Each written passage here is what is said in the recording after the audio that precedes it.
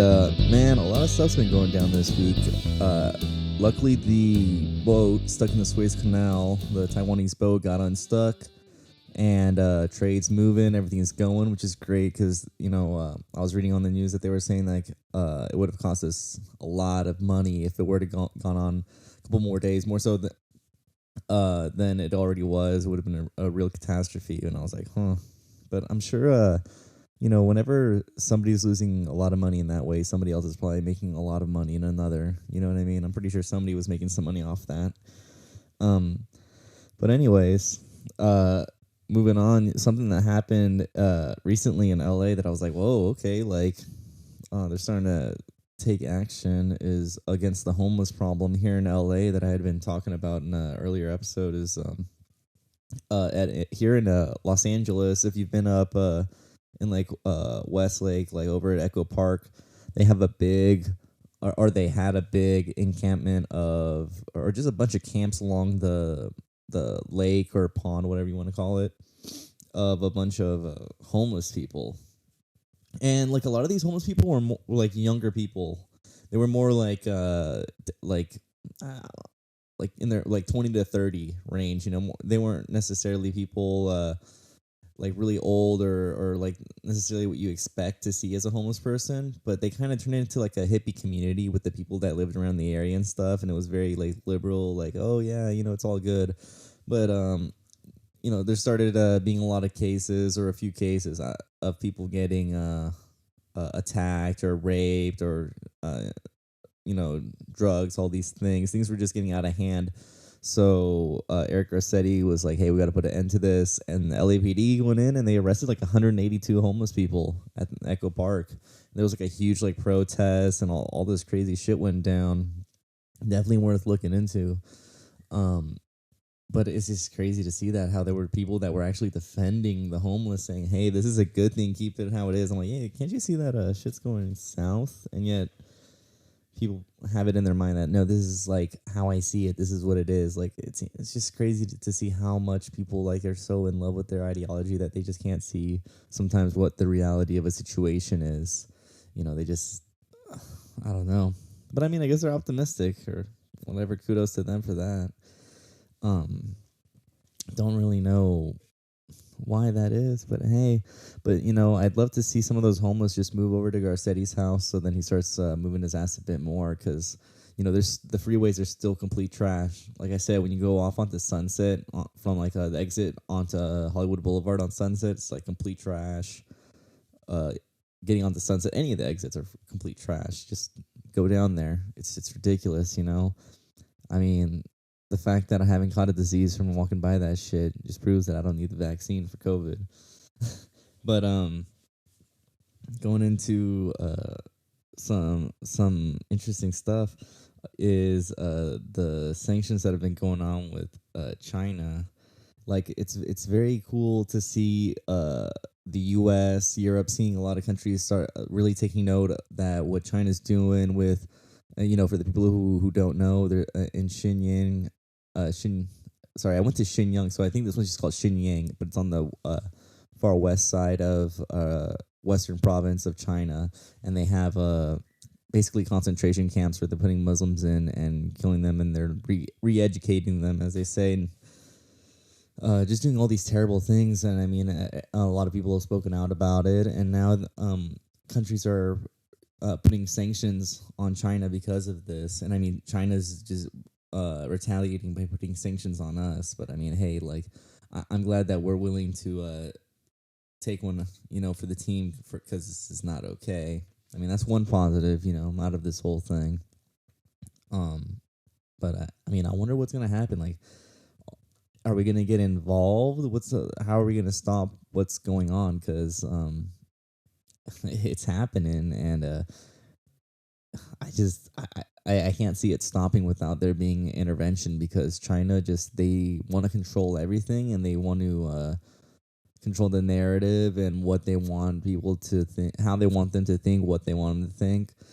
Speaking of that, actually, I talked about COVID coming from a lab for a year since it was announced. Because I remember reading an article about this French scientist who co-discovered the AIDS virus, and he was like, "Yeah, from studying COVID, it doesn't seem natural. It seems man-made." And I'm like, "Yo, there's all these people saying that this seems like it came from a lab." So I'm like, I'm not crazy. Plus, listening to people like Brett Weinstein say that he thinks it came from a lab, which actually brings us to right now, because he actually came out on Joe Rogan talking about that. How it's funny that the media tries to keep it down. But what I really wanted to get to just drive that point is you can go on YouTube, and 60 Minutes, very reputable news source. They do a lot of pieces. They're more than willing to ask the questions and go into places to or talk to people that they shouldn't be talking to, and asking questions that need to be answered that nobody else is asking. And they actually did a interview for excuse me for the scientists that went overseas to China, because China, a bunch of scientists petitioned saying, "Hey, we want to know what's going on with China," because a bunch of scientists went in, and basically China told them, "Hey, you're allowed to go here, here, here," and basically they babysat them through the entire process, and with WHO, the World Health Organization, and they said, "Oh yeah, it came from a bat." They just came to that conclusion, and it's like, really? Like, is that what it is? Because it seems like you're directing us towards this answer. So there's a bunch of scientists who are coming out, and uh, they want to do a real investigation and be able to look at the labs and get all the test results and see it themselves. And you can actually see the video. I have the title right here. It's actually called "Who Led Inquiry Ends with Even More Questions Than It Began With on Coronavirus Origins." Came out March 31st. So you can go check it out, see if I'm crazy or not. But you know, it's just the scientists that they have in the beginning is basically saying like, "Hey, they're not letting us get all the answers." It seems very unlikely that Wuhan, a country that's very modernized, and like for this to happen, and it seems like a lot of things are pointing towards Wuhan being the lab, that because they have a virology lab, uh, just right outside of the cities, and they're saying, "Hey, this can be the place of origin." And when you look at the guy who works for WHO, and is basically speaking for China, and he's like, "Yeah, yeah, no, there's no evidence, blah blah blah." It just seems like he's bought. Like, it's just the most out of a movie shit you've ever seen. Definitely worth checking out. Like, you got to go and check that out. And talking about other crazy events that are going on this week, George Floyd's trial. And I think I speak for all of us, hopefully, when I say I think most of us want the prosecution to win. You know, I would hope. I think that's what we're all rooting for.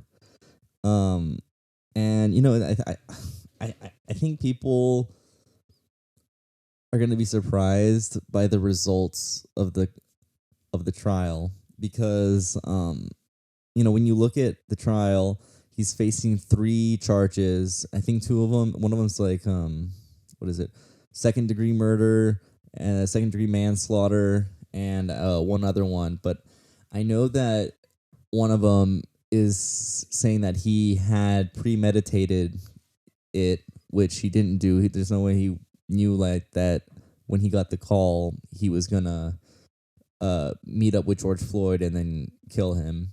So that's off the table. It's not like he planned it, or he had the intention or anything like that. But the one that they can get him on is the charge that he uh he knew that what he was doing could lead to his death, which is why if you were watching the trial this week, they had like the jiu-jitsu or MMA guy who was basically explaining like, "Hey, there's no way with the training that you have as a police officer that you didn't know that you having your neck there would end up leading to his death." And seeing that type of thing, or And it's very interesting when you hear the clerks side of the story, the guy who was at the store, because for those who don't know, George Floyd got in trouble, got called the clerk called the police on George Floyd because he had a fake $20 bill, and because of that led to his death. And the clerk talks about how he feels a lot of guilt and remorse for it, because he's like, hey, if I just didn't call the police, he'd still be alive. But apparently when he came in, he seemed like he was high. George Floyd, that is. George Floyd seemed very on something. He was like dancing and kind of moving around, wiggling, and the bill that he gave seems very weird. And it's company policy that, hey, if they find a bill that's fake and they find out, then it comes out of your paycheck. So it's that incentivizes the worker, the employee, to call the police or tell the manager, do something about it, so that uh so that it doesn't come out of their paycheck, right? Because, hey, last thing somebody wants is for somebody to fuck with their money, right? It's number one rule, right? Don't fuck with my money. And it's just very interesting to see the whole thing play out before the video. Seeing the police show up, seeing the clerk just holding his head, not like, kind of like under digesting and not really even believing what he's seeing. And it's just going on, and the crowd gets bigger, and it's just like, wow. Talk about seeing a situation escalate. Definitely didn't have to end the way it did, because my brother today actually sent me a video of Ohio police, Columbus, Ohio police, and it's a body cam video. It's like 16 minutes long, and it's this cop who has to deal with a young white kid who just ingested 20, who's having a very bad trip on LSD, and he had 20 LSD gel tabs. So he's, definitely on cloud nine, and they have to restrain him and take care of him and make sure he's all good. But, he doesn't die. That kid never died. The kid actually commented on the video explaining what had happened prior, saying that he had taken those 20 tabs of acid, 20 gel tabs of acid. So to me, it's just like, if this person who's on just the craziest hallucinogenics and he's having a bad trip, really reacting violently, can be treated in a way that his life was not in danger, then I don't understand why George Floyd can't. So, I mean, like I said, we all want to see Dereck Chauvin go to jail. I think they were saying that the most realistic thing, I don't remember. I try to find where I found this just so then I could point it out to you guys. But they were saying that, like, he's probably going to get 6 years with probation, with the chance of parole.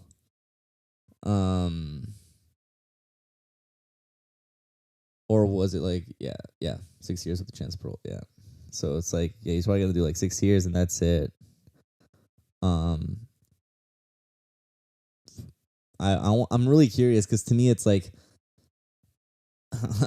maybe in both situations, what, like, positive outcome, like, best thing, he goes to jail forever, like, that's like the best possible outcome. Worst possible outcome, all charges are dropped, right? In both situations, I see there being like some sort of riot, whether it's like a joyous one or a negative one. But hey, like, that's just how it is. But here's something that I just started getting into, which is cryptocurrency, and I'm sure you guys have been hearing this for death. But I just started getting into it, got Coinbase, and because my boy, the editor scout, here's a little insight for you guys. He was from the research he showed me, it seemed very convincing, but it seems like crypto's about to really pop off. So if you want to get into Ethereum or get like XLR or anything like that sort of stuff, like it's probably a good time to get in now because it's starting to pop off. In fact, Scout showed me a video where it was this guy who invests in Bitcoin on YouTube, and I know, like, oh, YouTube, but I mean, hey, there's a lot of reputable stuff now. There are a lot of very intelligent people that you can get a lot of knowledge from, at the very least. I mean, hey, you're here listening to this, so hopefully you're gaining something out of this. But he's basically talking about how what we're seeing with Ethereum is straight up what happened to Bitcoin when Bitcoin hit 10,000. And it seems like Ethereum's going to go from 2,000 to 10,000 and, eventually to 50,000 and 60,000 as Bitcoin is now. But it's just showing that the graphs are very, very similar as to what is going on and what they're doing. So if you want to get into that, now's the time. By the time you hear this, it still won't be a bad time. And unlike the stock market, if like cryptocurrency goes on forever, the never closes. So when you're asleep, it's still going. It could be going up, it could be going down. Always buy the dip. That's my advice. But when it comes to the stock markets, I was actually talking to Scout about this too, because so as we know, we've been getting a lot of stimulus checks, and as nice as that is, it's caused a crazy amount of inflation here in our country. In fact, what it's done is we've seen 6 years worth of inflation in the span of 1 year. And that is not good. And one thing is, we're starting to see the S&P 500. And for those who are listening, the S&P 500 is this ETF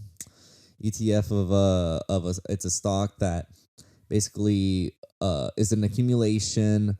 It's like a kind of an algorithm, as from what I understand it, that accumulates all of these different companies that are basically like the best ones and turns it all into one stock. So you're betting basically on the U.S. economy in a way for it to succeed. And what's very interesting about the S&P 500 right now is that it's going up and it's increasing, and it keeps increasing at a very rapid pace with inflation, right? Which is very weird because the S&P 500 is a representation of basically the U.S. economy. But with all this crazy inflation going on, and the S&P 500 saying that things are better than ever, and they just continue to grow, that means that the stock needs to be backed by real assets. That means that the companies that they're saying are worth what the stock's worth needs to be producing something. And from what we're seeing, from what I understand, the U.S. is not producing really that much. So it seems like these numbers are being fluffed. So, for example, like Tesla, Tesla's selling 25% more cars than they did last year, which is great. That's great. But their stock price is like skyrocketed. For example, before the pandemic, it was worth $90 a share, and it went up just last month. Not went up to 800. Right now it's at 600. Think about buying one share at $90, and then it goes up to 800. That's 800 times, over 800 times profit. So that's crazy gains. So what I'm saying is, but what does that mean? Okay, so why is this stock worth so much? Is it just people buying the stock and overhyping it? Because is that really what Tesla's worth? And so what I'm getting at is there could be a possibility that we may see in our future, in our close future. I don't know how soon. I'm not saying, hey, this week or next month, maybe in a year, maybe in a few years, but we may see a correction of the stock market, which means certain stocks that are overvalued currently will go back to a lower value. So people will lose a lot of money in those stocks. But then certain stocks that do have value, that their stock reflects or closely reflects what they actually are worth, will not lose any money, or maybe you could actually win some money. So that's something, and it might incentivize you, if you're listening, if you do invest, to invest in stocks that you believe actually have more actual equity and real world value to it. Just something to think about. But anyways, going on to movies, just because, hey man, I like to watch movies every now and then.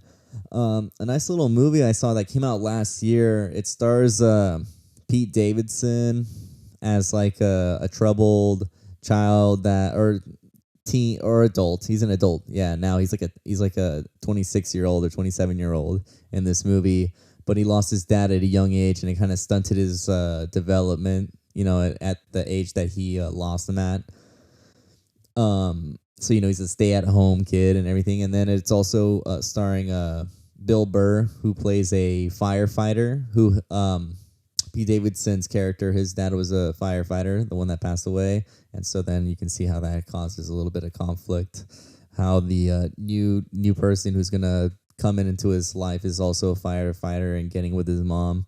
But it's one of those like little hour and a half long movies that just makes you feel good by the end. Doesn't really have an ending. It's just like, oh yeah, like kind of lived happily ever after. It's one of those modern endings where it's kind of happy in the end. Um, and like the acting's good in it. There is some funny jokes. I mean, Pete Davidson, Bill Burr, they're both like comedians. Bill Burr's one of the best, if not the best in the game right now.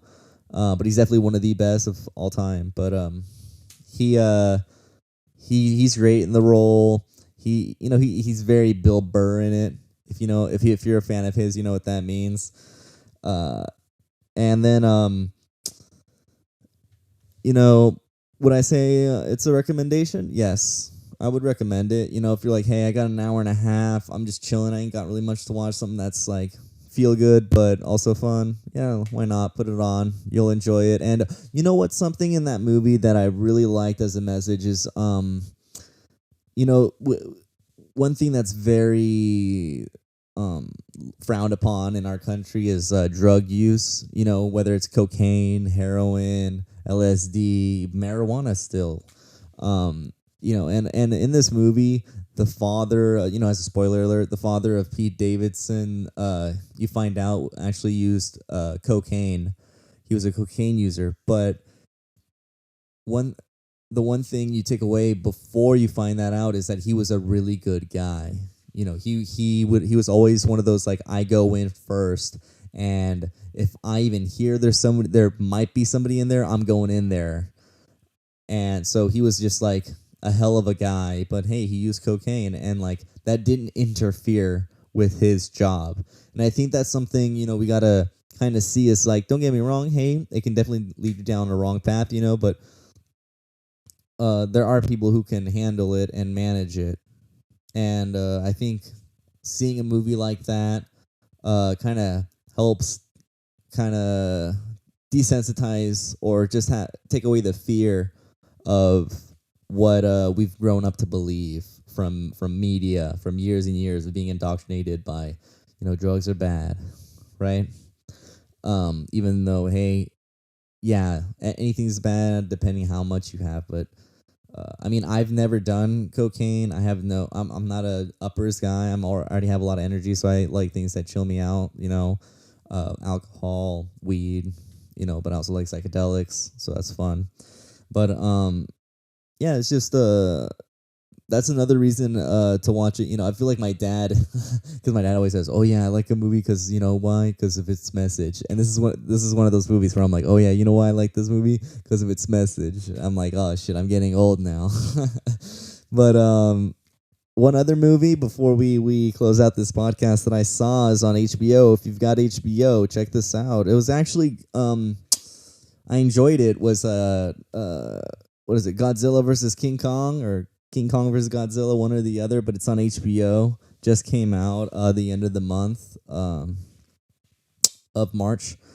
I actually enjoyed it. I enjoyed King Kong as well. Like, there's other people who don't, but I always love. I'm a sucker for anything that's like very Vietnam aesthetic. I don't know why. I love it. I love that, like Vietnam, like being in the jungle, like in the grime. Like, I mean, I would never want to be in it. Don't get me wrong. Like, hey. But just the imagery of it, I'm like, yeah, that's badass. But at the same time, I'm like, I thought the original or the rebooted King Kong was fine. But this new movie, King Kong versus Godzilla, or Godzilla versus King Kong, whatever, it was, it's like a good B movie. Don't like turn off your brain. Just the action is really good. It pays off. You actually want more by the time it ends. That's how good it is with the action. I actually really enjoyed it.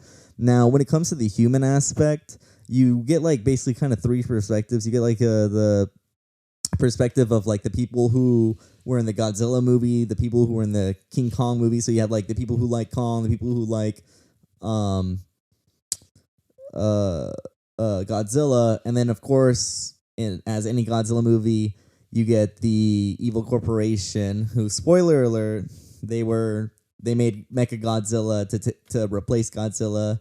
And so in the movie, in the beginning of the movie, you see Godzilla rampaging, and it's like, oh, why would he do that? Well, he was trying to destroy Mecha Godzilla before he could be activated. Uh, so it made him look bad. And then Kong like is just kind of in the midst, doesn't really know what's going on. He's just like, oh, there's Godzilla, I'm gonna fuck him up, not knowing that Godzilla's like, hey, get the fuck out of my way. But I mean, to be fair, when they first meet, it's not necessarily like that. But the human aspect of it, it's not that great. That's definitely the weakest part of the movie. You're not gonna remember the characters, the motives, or anything like that. It's whatever. It's very like uninteresting, but you're not there. You're not there to see a monster movie for the people, right? I mean, great character is always a bonus. Never gonna complain, but that's my only thing. What would I give this movie though? It's like, King and Staten Island and this movie, I think I'd give like the same grade, but for different things. But maybe like a 7.5 or like 7.8 out of 10. It's not necessarily well, you know what? King Kong versus Godzilla, that was an 8. That was an 8 out of 10. I actually really enjoyed that. King of Staten Island, I was like, oh, that was all right. It was like a mediocre, but it was fun. Get me entertained. But Kong versus Godzilla, definitely worth checking out if you're just like, hey, let me see a good little popcorn flick. Yeah, my boy Kong gets in, I dig, and my boy Godzilla gets in, like. They definitely know, like, hey, they're here to see monsters. We're not here to try to hide them till the end. So definitely worth watching. But yeah, let me know what you guys think about everything I've said, whether it's COVID, whether it's King Kong or anything. Leave a comment below, like and subscribe. I'm Daniel Pinto, and this has been the TP Podcast. Bye.